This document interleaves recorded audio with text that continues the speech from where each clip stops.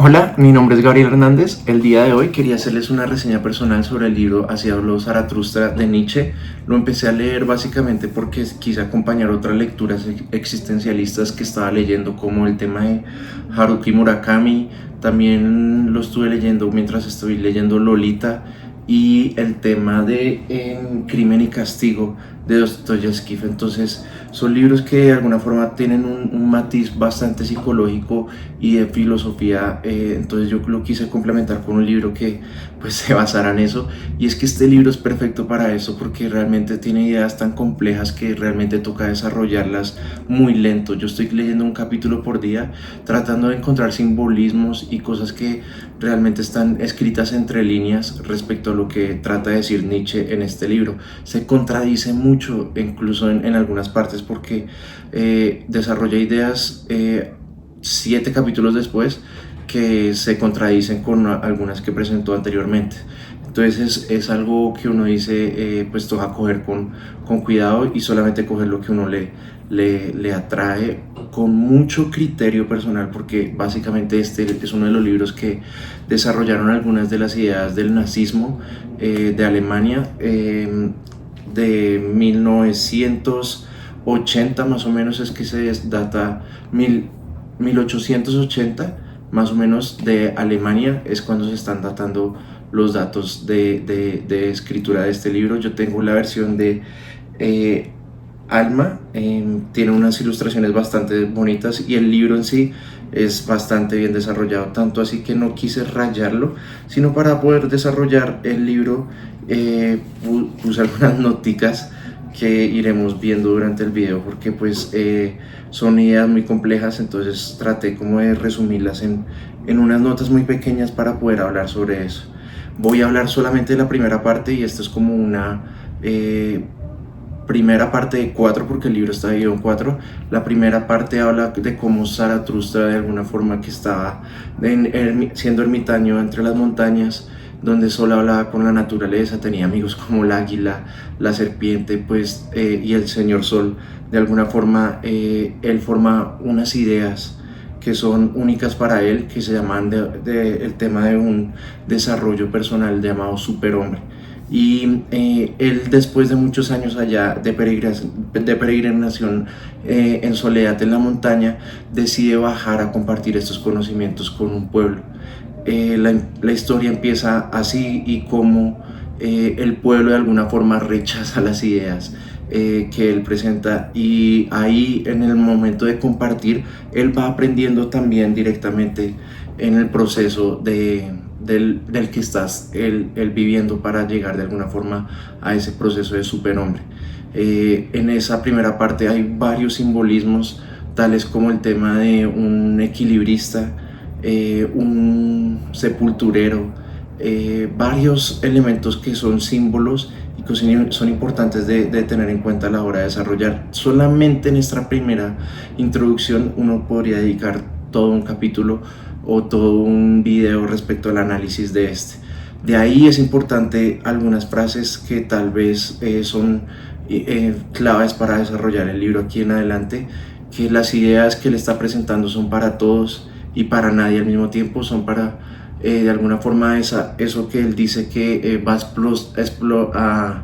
a explicar para todos, pero que nadie lo quiere escuchar, o que muy pocos son los que realmente se atreven a escuchar, es porque este es un camino único y que no puede ser forzado, sino que solamente son ideas que son para aquellos que se atreven a buscarlas.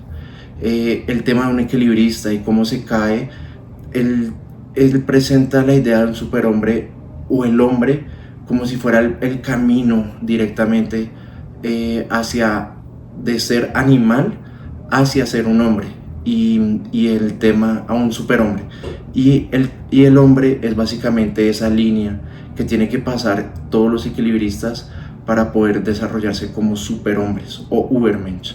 Y tener ahí en cuenta algo importante, que hoy en día tenemos muy apegada a la idea de Superman, pero este no es Superman, sino que es un hombre único el que se trata de desarrollar pero único en cada persona, y que este camino es único entre cada una de las personas que tratan de desarrollarse en este camino.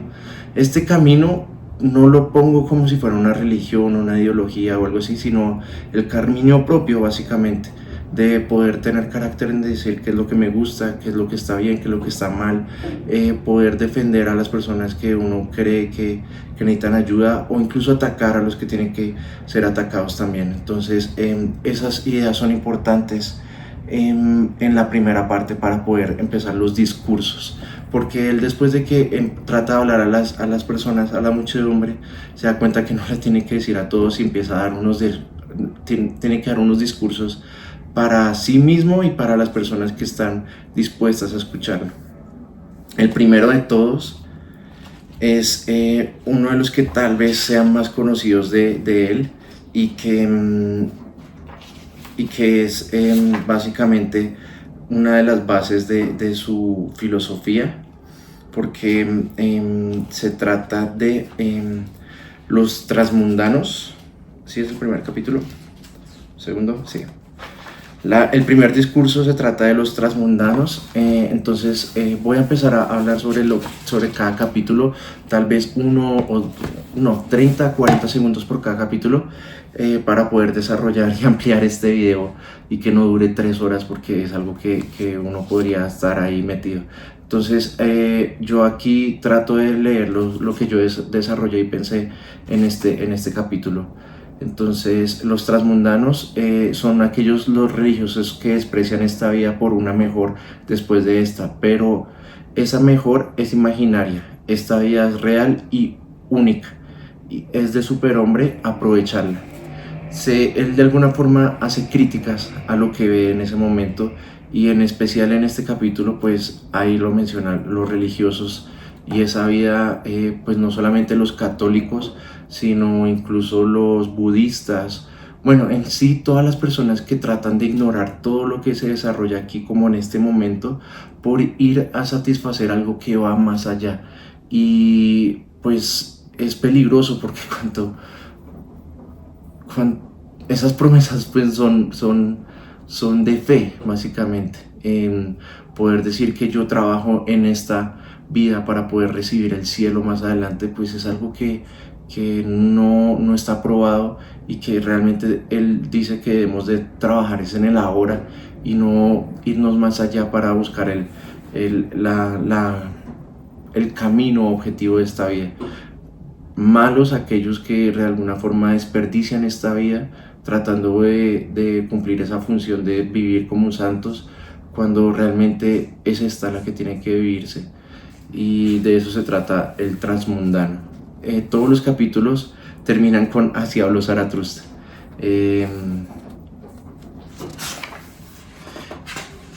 El siguiente, los despreciadores del cuerpo.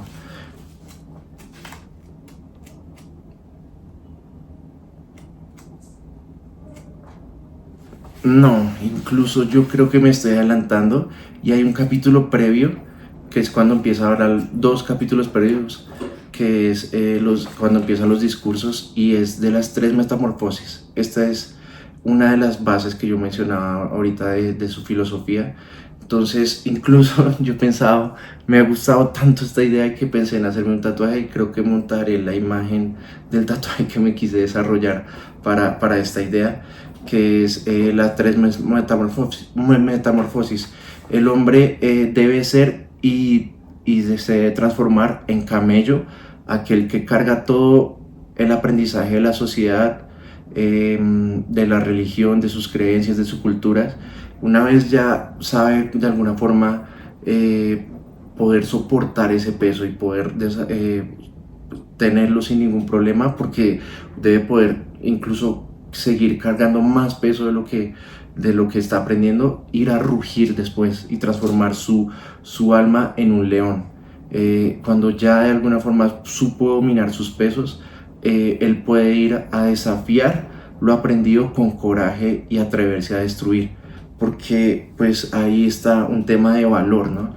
Decir que una sociedad me enseñó que, no sé, en el tema de robar, por ejemplo, robar pues está mal, pero si una persona pues está dependiendo no solamente por robar por necesidad, que también está ahí, es atreverse a rugir de alguna forma en que pues hay cosas que son necesarias para poder decir que uno puede avanzar. Entonces es de camello a león, es decir, desafiar lo aprendido con coraje y atreverse a destruir, y una vez ya destruye todo lo que aprendió y de alguna forma deconstruye lo que son sus creencias, uno debe avanzar a otro nivel, que es ser un niño. Un poco contradictorio de león a niño, porque pues se ve que es como si fuera una versión débil, pero no es así.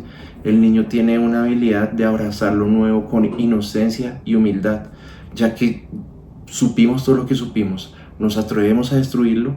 Es el momento de llegar como unos niños a descubrir de nuevo, sentir que todo lo que estamos aprendiendo no es aprender, sino descubrir desde el interior de uno. Esas cosas que van descubriéndose deben abrazarse con inocencia y con total humildad para poder desarrollarse como una nueva persona, un nuevo superhombre. Después de eso nos habla sobre las cátedras de la virtud. Entonces, está bien ser virtuoso cuidando el cuerpo por el buen comer, ejercicio, dormir con una conciencia limpia, pero hacerlo con el objetivo de soñar, de construir al superhombre. Esta idea me resonó muchísimo a mí, porque realmente hay unas personas que ahí en ese capítulo él habla sobre un sabio, el sabio del sueño, porque realmente les enseñaba a las personas cómo dormir mejor, cómo dormir pues satisfactoriamente para poder recuperarse y tener una mejor versión de sí mismos. Estas personas que son entregadas totalmente al cuerpo, pero ¿para qué? ¿Para qué comer bien? ¿Para qué dormir bien? ¿Para qué alimentarse o ejercitarse y tener como el cuerpo virtuoso? Tiene que haber un paso más allá. Malos aquellos que se quedaron básicamente en el buen vivir, porque tienen que encontrar un objetivo más allá del cuerpo y de lo que se está haciendo en ese momento para poder avanzar. Entonces esas personas que les falta de alguna forma un objetivo, de alguna forma de desarrollarse como persona, como alma, como ser. Entonces no solamente está en el tema del cuerpo y el buen vivir, ser virtuoso, sino que tener un objetivo. Con toda esa virtud, pues ¿para qué tener todas esas virtudes? Ir más allá y tratar de desarrollar un objetivo de superhombre. Entonces, ahí otra vez llegamos a los transmundanos, creo que ese ya lo he desarrollado, entonces puedo avanzar con este. Y después habla sobre los despreciadores del cuerpo. Anteriormente a ese libro que los mencioné, también leí mucho sobre el budismo, y en especial el que me introdujo en eso fue Siddhartha de Hermann Hesse. Entonces este libro me pegó bastante, en especial el tema de los capítulos de los despreciadores del cuerpo, que habla sobre los samanas hinduistas, que de alguna forma son estas personas que se van a los bosques y que no tienen ninguna forma de apego material o físico a su cuerpo. Entonces, para poder elevarse a ellos tratan de olvidar el hambre, olvidar el frío, hacer dormir totalmente el cuerpo para poder encontrar qué es lo que el alma le pide. Pero pues aquí es un retro, un desafío, que él trata de como encontrar el por qué están haciendo estas personas esto. Y los samanas hinduistas meditan para dormir sus sentidos, olvidar el cuerpo, tratando de encontrar el yo auténtico, pero el cuerpo es una herramienta para encontrar el yo auténtico. El superhombre no olvida su cuerpo, lo utiliza como una herramienta más. Y es que el cuerpo es un símbolo del alma de alguna forma, que uno pueda escuchar una canción y que esa canción de alguna forma lo inspire, o que el comer con ganas de alguna forma inspire a una idea mejor. Es importantísimo. El cuerpo habla y está mal de alguna forma ignorarlo totalmente para poder encontrar el auténtico yo, cuando el auténtico yo tiene que ser utilizado con todas las herramientas, entre esas pues el cuerpo. Si el cuerpo pide un hogar, si el cuerpo pide una sábana, hay que dársela porque pues es parte de las herramientas para encontrar realmente el auténtico yo. De las alegrías y pasiones, otro capítulo. El camino hacia el superhombre es único entre persona y persona y es importante seguir los gustos personales y desarrollarlos. Entonces hablábamos ahorita de los simbolismos y el simbolismo del cuerpo como habla. Entonces esta idea es primordial en Nietzsche, que lo que él está tratando de enseñar puede que ni siquiera funcione para el siguiente, porque realmente hay que desafiar a la persona que nos está enseñando, porque el camino de esa persona que nos está enseñando es diferente al camino nuestro.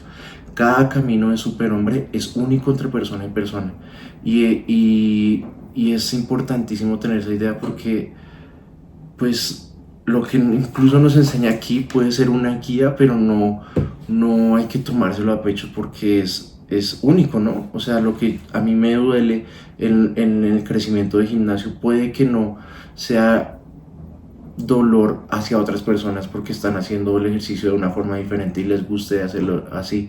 Entonces cada cuerpo es diferente y es normal entonces que cada mentalidad sea diferente y cada proceso de desarrollo sea diferente. Entonces bastante importante esa idea. Del pálido criminal. Entonces, seguir los instintos de forma desaforada lleva a crímenes. Esos instintos hay que escucharlos, no entenderlos ni razonarlos, pero sí controlarlos. Y aquí pues el tema del libro de Crimen y Castigo. Creo que este libro pues llegó mucho antes de lo que, 20 o 30 años antes del desarrollo del de Nietzsche, pero es básicamente eso, que muchas veces el seguir unas normas que uno mismo se desarrolle como porque quiero ser un superhombre y que por ejemplo mi fuerza me permita a mí ir a un nivel mucho más alto en el gimnasio teniendo que hacer ruido, moviendo las pesas un poco más fuertes, apartando a la gente de alrededor, porque pues mi camino es ese, o sea, yo estoy en otro nivel, pero debo saber que vivo en una sociedad y el establecer una ruta de bien o mal propia debe estar contenida de alguna forma también dentro de un desarrollo social.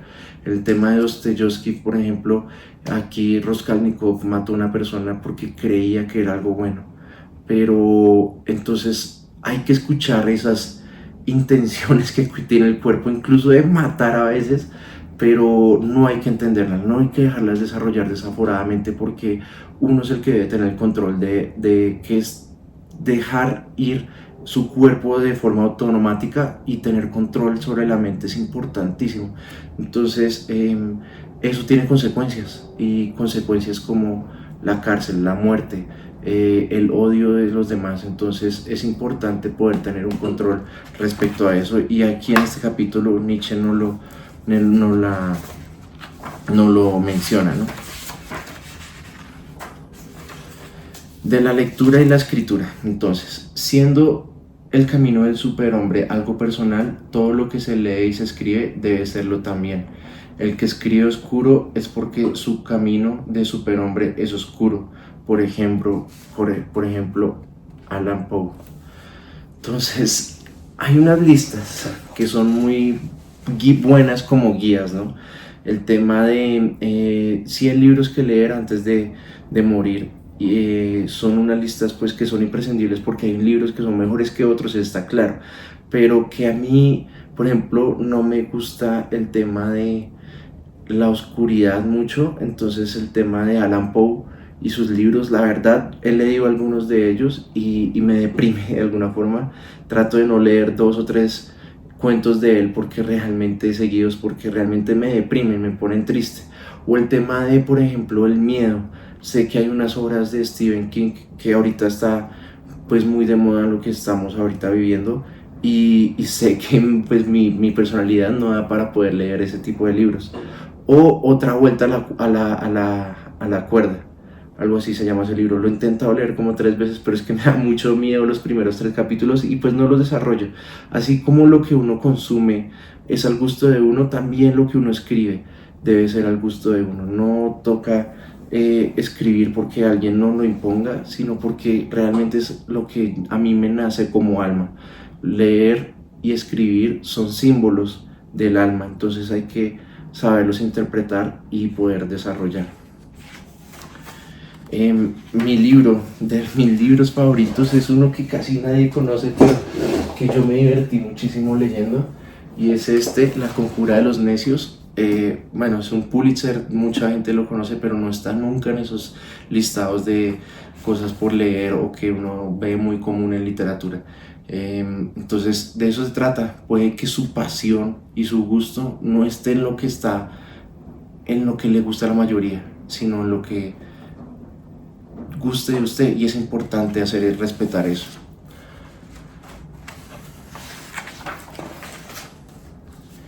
Del árbol de la montaña. Ok, este es importante. Bueno, todos son importantes, ¿no? La mano no puede mover el árbol, pero el aire sí.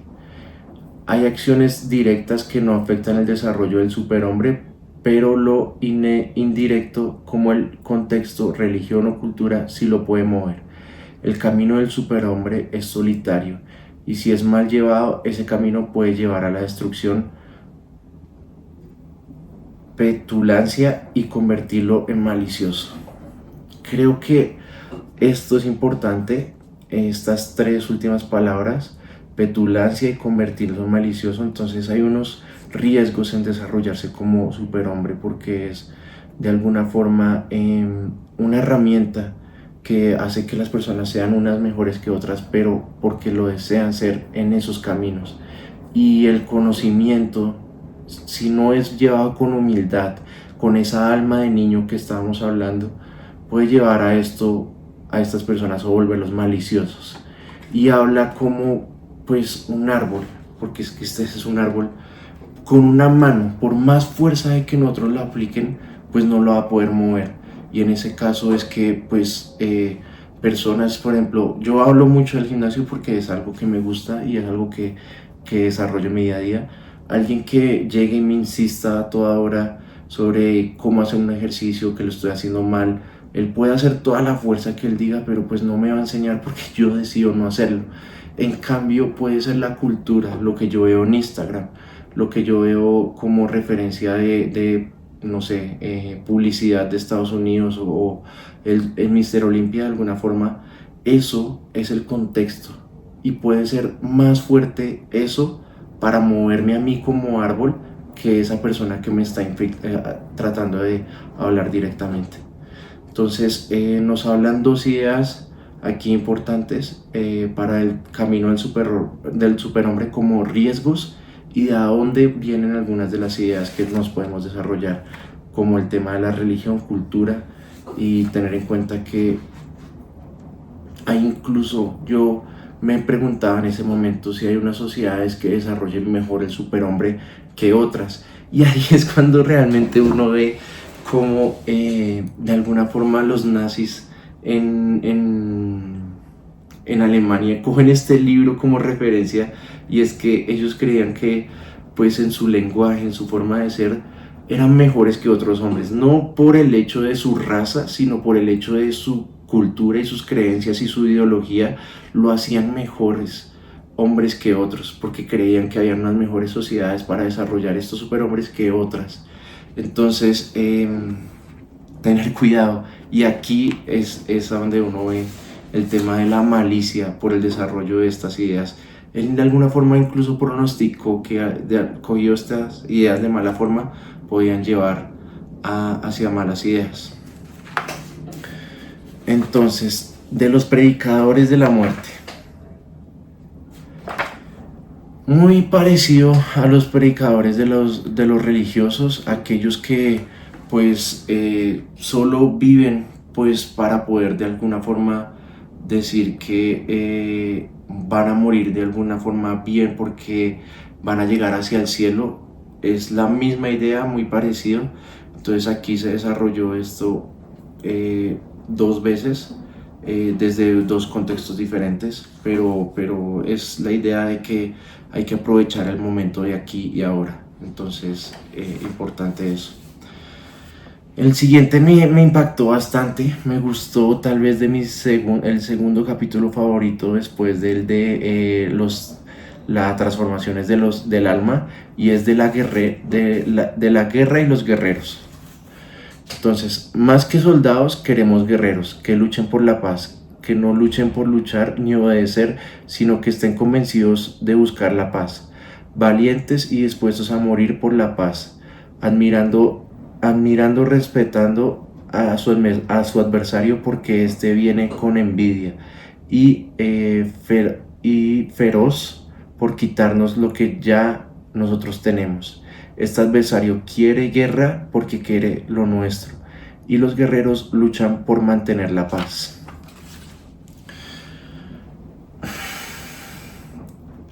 En estos días han habido muchas guerras en el contexto en el que vivimos. Está de alguna forma Siria contra Irán, y el grupo Hamas en general, Ucrania contra Rusia, porque de alguna forma los invadieron, y Guyanas con Venezuela, porque el dictador Maduro de alguna forma quiere pasar a, a conquistar parte de la tierra de ellos porque se quiere quedar en el poder. Pero es esa idea de la religión, de que cuando lo golpeen dar la otra mejilla. Creo que está muy metido en nuestra religión, en nuestras cosas hoy en día, y es que se ha formado una idea que el débil de alguna forma es bueno solo porque así de alguna forma es la historia que nos han relatado, y que el lobo, hago referencia a una oveja, y un lobo es malo porque se quiere comer a la oveja porque es débil.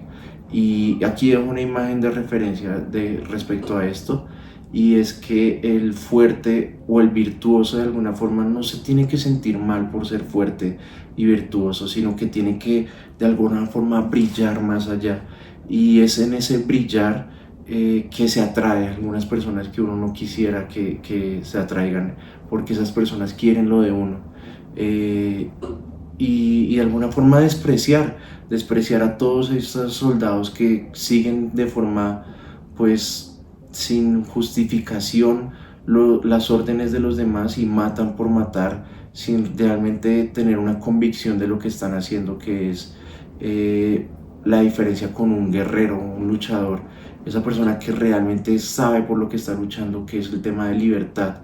Entonces, estas personas que buscan guerra por solo guerra no tiene sentido, pero es que no, tampoco tiene sentido el dejarse golpear o quitar lo que es de uno, y es de superhombre poderse parar en la raya y decir, no, pues yo por mi grandeza y eso no me puedo dejar quitar mi espacio, no me puedo dejar de ser, brillar como yo brillo, solo porque hacerlo sentir bien a los otros, sino que tengo que ir más allá y defenderme y luchar y dar la vida si es necesario, porque eso va dentro de mí. Entonces es importante esa idea, y es de las que más me resonó, porque pues tengo amigos que yo los veo militares que realmente luchan y saben que están muy metidos en el tema de poder pelear por la libertad. En el caso mío son de Colombia, porque van contra el narcotráfico, van contra esas personas que de alguna forma quieren destruir su estilo de vida, destruir sus cosas, y lo que ellos buscan es defenderse de estas personas que no pueden vivir con el razonamiento normal, sino que tratan de quitar a la fuerza a los otros. Y es eso, volverse guerreros en vez de soldados. Muy bueno ese capítulo, de mis favoritos. El nuevo ídolo. Este es otro capítulo que habla sobre el Estado impone normas y valores, tienden a homogenizar a las personas, suprimiendo su individualidad. Entonces aquí yo desarrollé dos ideas, porque toca coger con un tema de carácter y definir qué es lo que yo quiero en esta idea y qué es lo que no va. Entonces yo difiero con esta idea en que solo en sociedad se puede alcanzar la libertad económica, y es con esa libertad se puede alcanzar plenamente al desarrollo del superhombre. en eso difiero de que realmente con lo que mencionaba antes, y apoyo a esta idea en que el fuerte o el rápido está limitando su desarrollo por tener que cumplir las normas. Entonces, aquí Nietzsche habla de cómo es en soledad que algunas personas tienen que encontrar su camino, porque es en la soledad cuando uno desarrolla carácter y gustos propios sin tener que escuchar a los demás.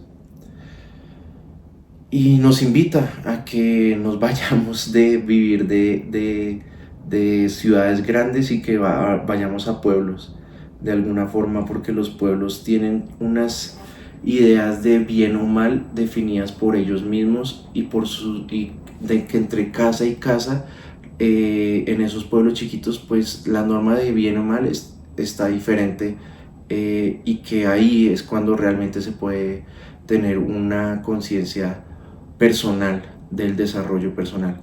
Pero yo difiero ahí, y lo difiero como lo mencioné en la lectura de mi papel, de que es solamente cuando vivimos en sociedad que podemos alcanzar unos niveles de riqueza bastante más considerables de lo que haríamos en un momento de ir a un pueblo, ¿no? Porque es en sociedad cuando desarrollamos el tema de mercancías o intercambios y se pueden generar riquezas de verdad, no ayudando a la comunidad del pueblo, que serán cientos, sino solamente 100, ir a una ciudad donde uno pueda ayudar a millones. Y es que el ayudar a millones de alguna forma les retribuye a uno ideas o dinero, ¿no?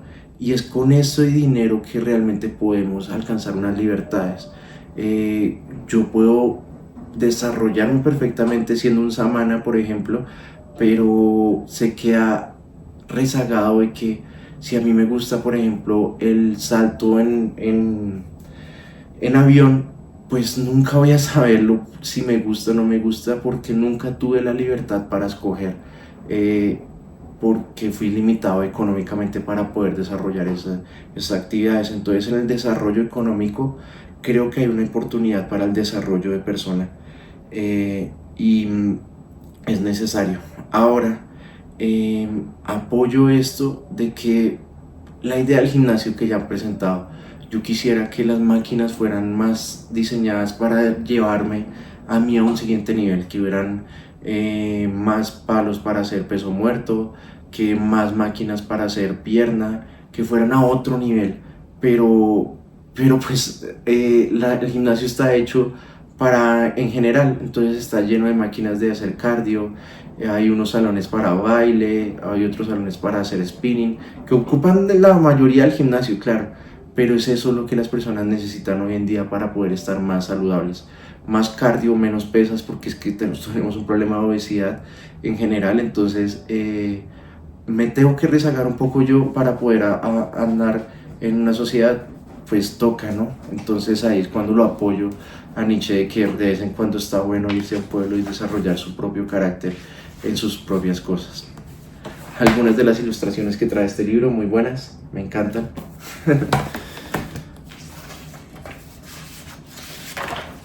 Bueno, aquí en este perdí la hoja, sí, que se llama Las moscas del mercado.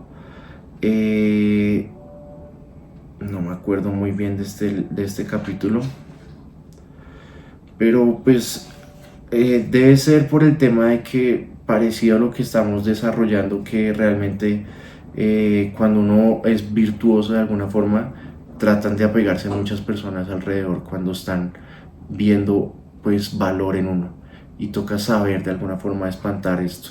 Tendré que releer esta parte. Sí. De la castidad es el siguiente capítulo. Entonces, es importante vivir plenamente. La castidad representa una forma de evitar vivir en su totalidad. La castidad es una metáfora. Aquí pues, hago un análisis de las metáforas o simbolismos que hay. Entonces, es como algunos renuncian a vivir ciertos aspectos de la vida, y la castidad puede ser una virtud, pero no para todos.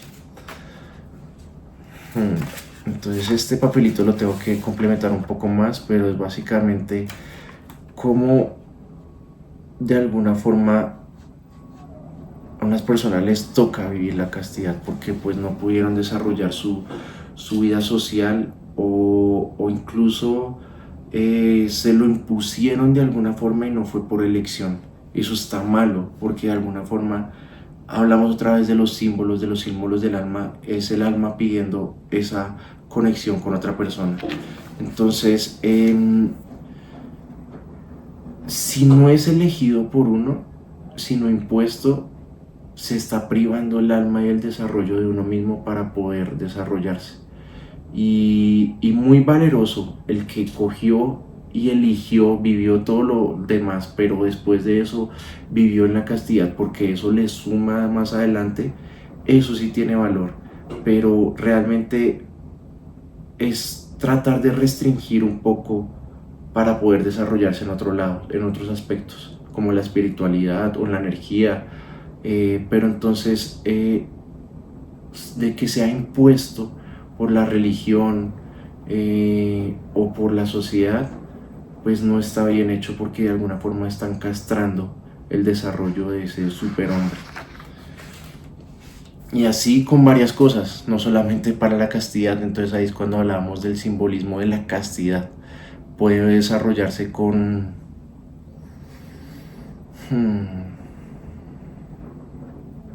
otras cosas que realmente sean impuestas por la sociedad y que no sea bien visto, pero que mi alma me resuena y lo tengo que desarrollar.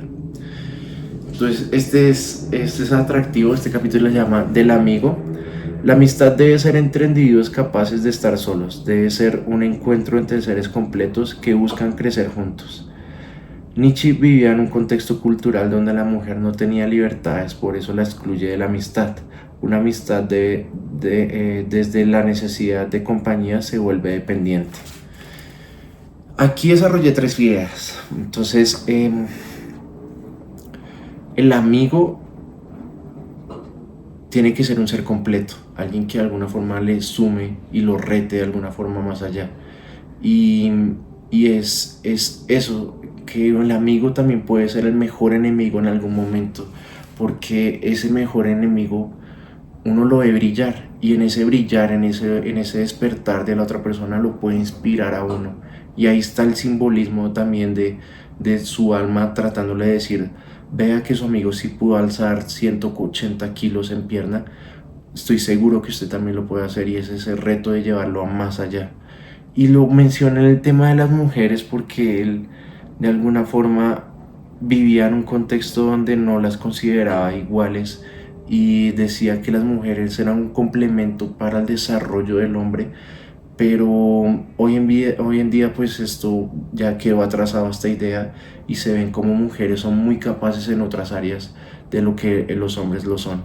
Entonces quise hacer esa anotación sobre el tema de las mujeres, y es importante el tema de amistad porque a mí me ha desarrollado con la lectura de este libro varias cosas que yo digo, que hay personas que tienen amistades porque les falta cariño en algunos momentos, entonces quieren de alguna forma estar acompañados mientras van a una fiesta, estar acompañados solo por el hecho de no sentirse solos, o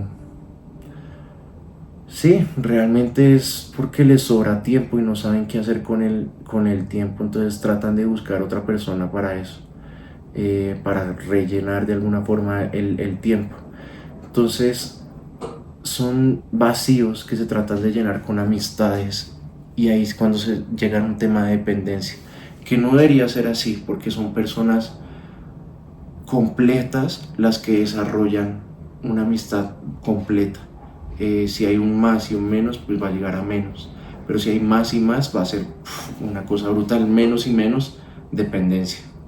Lo mismo puede ocurrir para el tema de las relaciones personales entre parejas, como hombre y mujer, incluso hombre y hombre, mujer mujer, si se quieren amar. De la 1001 metas. Cada sociedad tiene sus propios conceptos de lo bueno y lo justo. Estos conceptos pueden limitar al superhombre, Cada individuo debe buscar sus propias metas y valores. El caso de Sócrates en Atenas y el mosquito de Atenas. Sócrates promovía la idea de que la virtud y el conocimiento podían alcanzarse por medio del razonamiento. Pero para Nietzsche esta perspectiva sofocaba la vitalidad y la espontaneidad. Sócrates, la decadencia de Atenas por su obsesión de siempre tener la razón. De las 1001 metas. Entonces, hay un libro completo de Nietzsche que se llama Sobre el bien y el mal, y tengo la corazonada de que trata de esto. El concepto de bien y mal o moralidad de alguna forma tiene que estar desarrollado desde su propia individualidad, pero de alguna forma eso hace que esta individualidad lo lleva a que busque sus propios objetivos y sus propias virtudes. Y hay veces no se trata de siempre tener la razón, porque lo más razonable en el caso que estoy mencionando de Sócrates, era discutir y ser lo más civilizados posibles, pero eso de alguna forma limitó el desarrollo militar y poder defender de alguna forma a los griegos.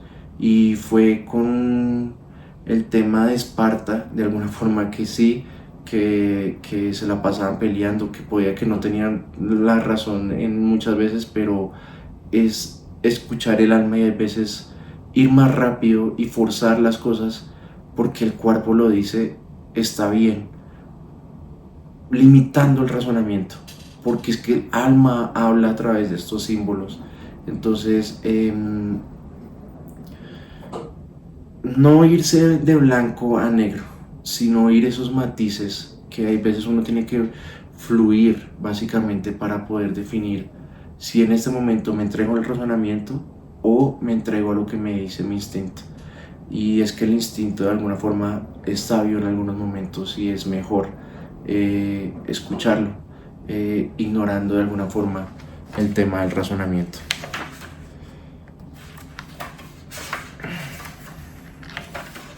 Del amor al prójimo. En vez de amar al prójimo, deberíamos enfocarnos en el amor a lo más elevado, al amor al superhombre, una versión futura de uno mismo. Ve en tus amigos una fuente de inspiración y creatividad, pero siempre siguiendo tu propio camino. Entonces, aquí creo que ya se empieza a evidenciar un hilo conductor. El tema de que cada uno tiene su propio camino, pues se ha evidenciado en varios capítulos y diferentes perspectivas, ¿no?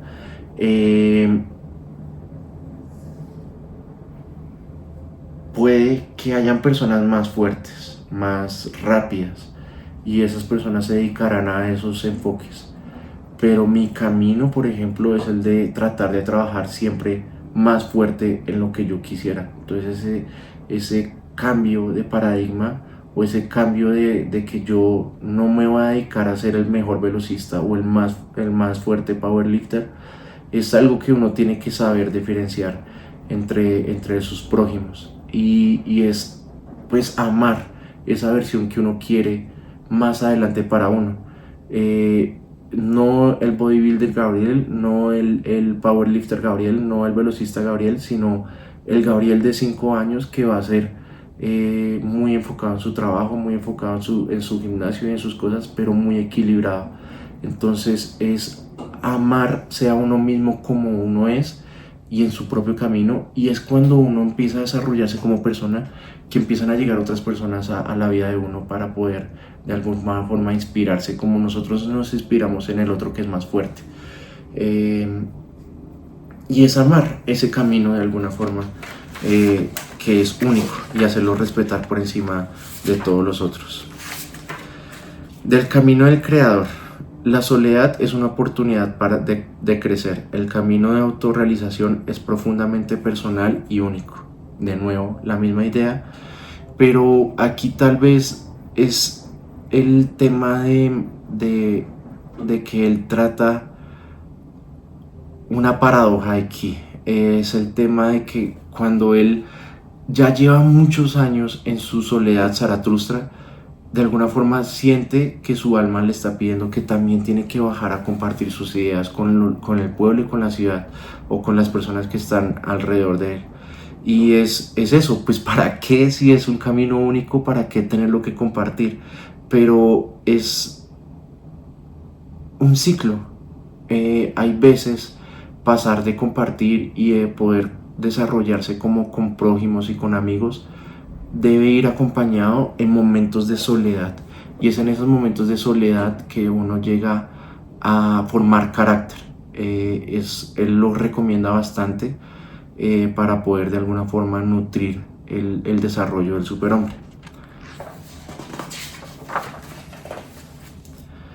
De las viejas y jóvenes mujercitas. Entonces aquí es como la segunda oportunidad que Nietzsche empieza a hablar de las mujeres, y es una contradicción otra vez. El superhombre, en su proceso de autorrealización, impone sus propios valores de definición del bien y del mal. Pero en cuanto a las mujeres, se ve que sigue las normas tradicionales. La mujer cumple un rol de acompañante, siempre respetándolo. Entonces, él de alguna forma admira a las mujeres y les da un rol tradicional, que las mujeres deberían estar acompañadas siempre de un hombre para el desarrollo de la cocina, el desarrollo del hogar, de los hijos, pero la limita a eso. Y es esa contradicción que él dice: el camino del superhombre es un camino único de persona a persona, pero en el caso de las mujeres es acompañando a los hombres siempre.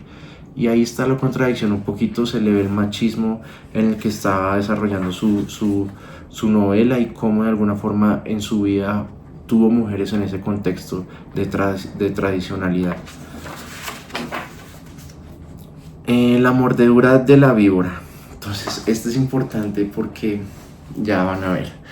La víbora y su veneno son ataques de resentimiento y rencor. El superhombre no se deja abatir. Lo supera los daños y el resentimiento. Hay que desarrollar una fortaleza que supere adversidades sin amarguras. La injusticia hay que saber sobrellevar. Pobre de aquel que solo quiere buscar la justicia, porque nunca se debe considerar un derecho. Llega una serpiente a donde está durmiendo Zaratustra, y Tin lo muerde. Y cuando lo muerde, la serpiente se va, y Zaratustra le dijo: muchas gracias, sigue su camino, o algo así parecido. O sea, no le habla con rencor o como justificando por qué. Y la serpiente llega y se devuelve y le dice: me voy a llevar lo que te dejé y voy a seguir mi camino. Entonces, es una metáfora, obviamente, este mordisco de la víbora, porque es que hay veces no se trata de tener la razón como con Sócrates. Van a haber injusticias, y es el camino del superhombre poder sobrellevar o vivir con esas injusticias. Si yo nazco de alguna forma con una pierna mala, o vivo en un país que es menos desarrollado que otros, no es de superhombres hacer una rabieta, hacer un tema de buscar justicia, de pelear con ese veneno que me está llegando, sino es dejarlo fluir. Y en el dejar fluir, seguramente va a hacer las cosas mucho más fácil para el desarrollo del superhombre. Hay cosas injustas y hay que saber tragarse el sapo de vez en cuando con el tema de injusticias. Del hijo y del matrimonio. Eres victorioso, el dominador de ti mismo, el soberano de tus sentidos, el señor de tus virtudes. ¿Por qué quieres un matrimonio o un hijo? O hablas desde el deseo animal, o la necesidad, o la soledad.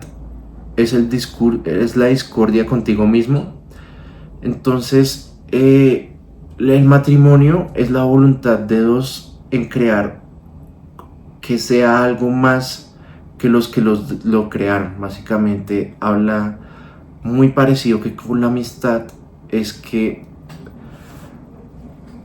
fácil de alguna forma es decir que mi objetivo es desarrollar mis genes y dejar un legado en otra persona. Pero si se hace solamente por eso, es básicamente porque le faltó objetivo a tu vida como desarrollo de persona. Y es falta de cariño hacia mi propio camino, que dejo que otra persona llene ese camino. Suena contradictorio ahí un poco, bueno, pero creo que la idea es simple en cuanto que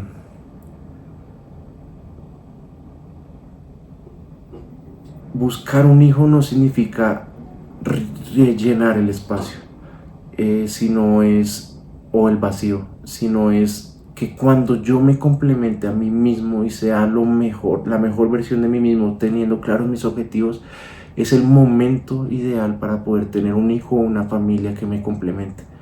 Antes de eso, llego con carencias, y esas carencias, al ser llenadas con otras personas, pues van a ser dependientes y van a ser un menos en vez de un más en mi vida y en mi camino. Entonces, cuando uno es de alguna forma consciente de sus carencias y va trabajando en ellas, es cuando uno puede de alguna forma, ya después de completado, ir a sumar o crear familia.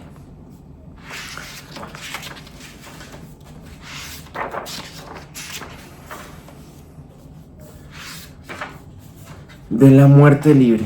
Entonces, acá hay un paralelo que de alguna forma sé que está bien justificado, pero está creado también, y es que Zaratustra, cuando bajó de la montaña, justo tenía 33 años. ¿Qué hubiera sido de, por ejemplo, Jesús si no hubiera muerto en ese momento, sino que hubiera seguido más adelante en un camino de peregrinación, y que hubiera llegado a esa montaña y que después de unos años haya bajado?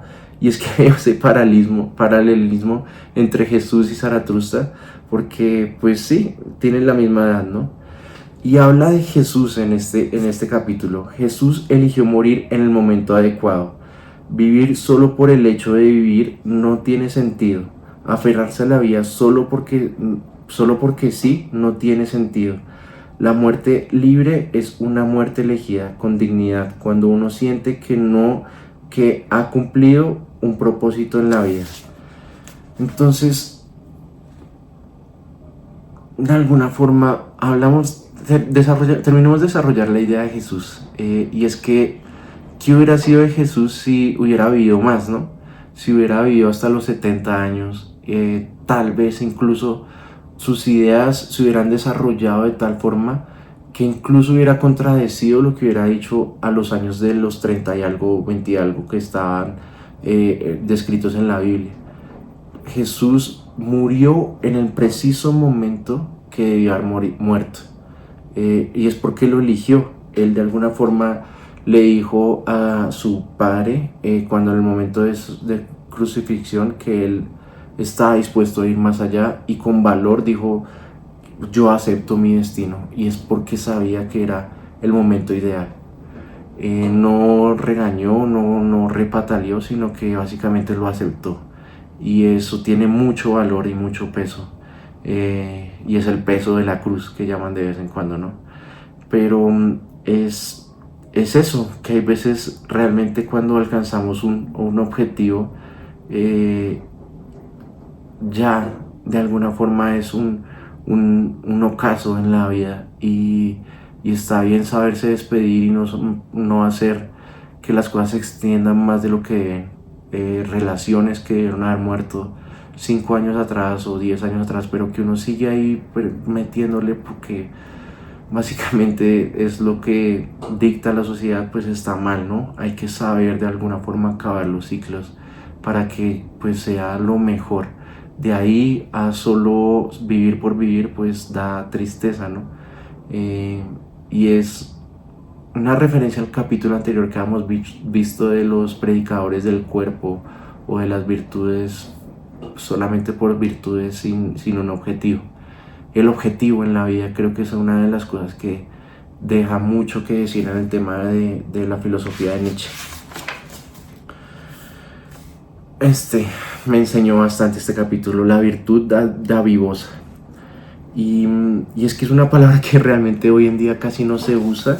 Y yo empecé con el tema de definición de qué es una persona davivosa o un davivoso, y es alguien generoso que da sin esperar nada a cambio, diferente al tema de generosidad, porque es que muchas personas, eso lo vi en otro tema de filosofía con algún otro libro, pero es el tema de que muchas personas dan limosna y dicen que soy muy generoso, y sí, son generosos porque dan y están recibiendo algo a cambio, que es el tema de elevación moral sobre la persona que le están dando, o que de alguna forma ellos están aumentando su tema de espiritualidad porque están dando.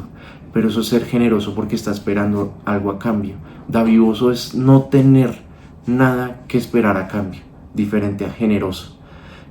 Dar de uno mismo puede ser una fuente de fortaleza y crecimiento. Dar sin esperar nada a cambio, esta acción no se eleva.